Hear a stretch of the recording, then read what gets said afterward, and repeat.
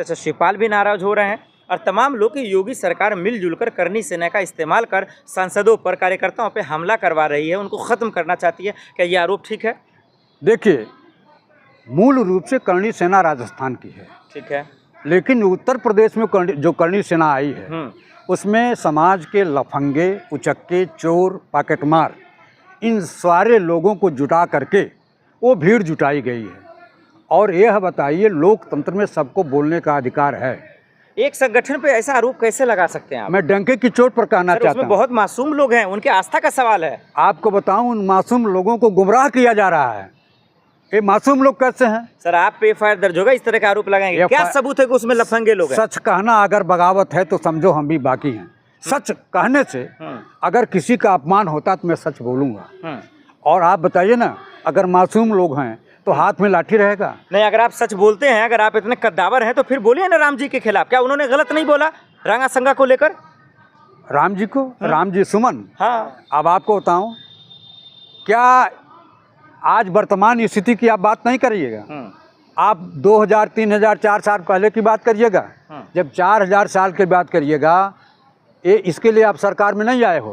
महोदय, बार का जिक्र भी आप समाजवादी पार्टी के नेता ही विधायक ने ही कहा था, महाराष्ट्र में सब चीज को उछाल आप ही रहे हैं, करनी सेना को गाली आप दे रहे हैं। गाली नहीं दे रहा हूँ, मैं हकीकत की बात कर रहा हूँ। जो आदमी लाठी, बल्लम, फरसा, राइफल, बंदूक लेके चलता है वो मासूम नहीं हो सकता है। तो किसी को आस्था को ठेस पहुंचाएंगे तो क्या करेगा? ये तो पूछ रहा बोलो। आस्था क्या है? आस्था, अभी त्रिवेदी इनके राज्यसभा सांसद हैं, उन्होंने मान सिंह के बारे में कहा, अनर्गल शब्दों का प्रयोग किया। वहाँ इन लोगों का स्वाभिमान क्यों नहीं जगा? वहाँ भी तो स्वाभिमान जगना चाहिए था।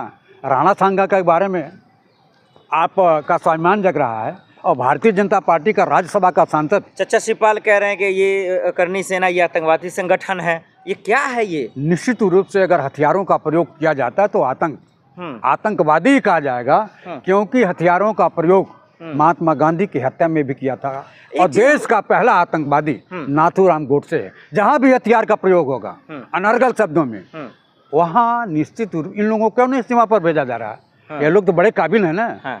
राष्ट्रीय स्वयंसेवक संघ जो लाठी भाते रहते हैं, और मोहन भागवत कहते हैं कि मेरा जो स्वयंसेवक है संघ है, अगर प्रधानमंत्री चाहें तो सीमा पर लगा सकते हैं। तो इन लोगों को, करनी सेना के लोगों को, राष्ट्रीय स्वयंसेवक के लोगों को, बजरंग दल के लोगों को, जो सामाजिक समरसता को बिगाड़ने का काम करते हैं, सामाजिक नफरत फैलाने का प्रयास करते हैं, उन लोगों को भेज दीजिए सीमा पर। एक बात मुझे समझाइए, क्योंकि ये बहुत बड़ा सवाल है। असदुद्दीन ओवैसी पे हमला हो जाता है, क्योंकि आप यूपी से आते हैं इसलिए पूछ रहा हूँ।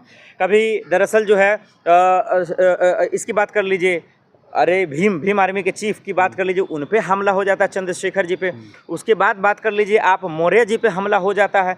आखिर ये चल क्या रहा है? फिर अभी रामजी लाल पे हमला हो जाता है, राकेश टिकैत पे हमला हो जाता है। यूपी में आए दिन इन लोगों पे हमला क्यों हो रहा है? क्या चल रहा है? इसलिए नफरत बांटने वालों का आज सरकार है। आप यदि सही बात बोलेंगे, उनको बुरा लगेगा, तो वही रास्ता अख्तियार करेंगे जो नाथूराम गोडसे ने अख्तियार किया था। वो रास्ता गांधी का रास्ता नहीं है। गांधी का रास्ता जो है वो अहिंसा है। हम अहिंसा में विश्वास करते हैं, हम गांधीवादी लोग हैं। गांधीवादी तरीके से आंदोलन, धरना, प्रदर्शन करते हैं। किसी का विरोध अगर करते हैं तो लोकतांत्रिक तरीके से करते हैं। और लोकतांत्रिक तरीके से जब सरकार में रह करके लोग धरना प्रदर्शन करते हैं और सरकार का संरक्षण इनको प्राप्त होता है, तो निश्चित रूप से आम लोगों को ये लोग प्रताड़ित करें।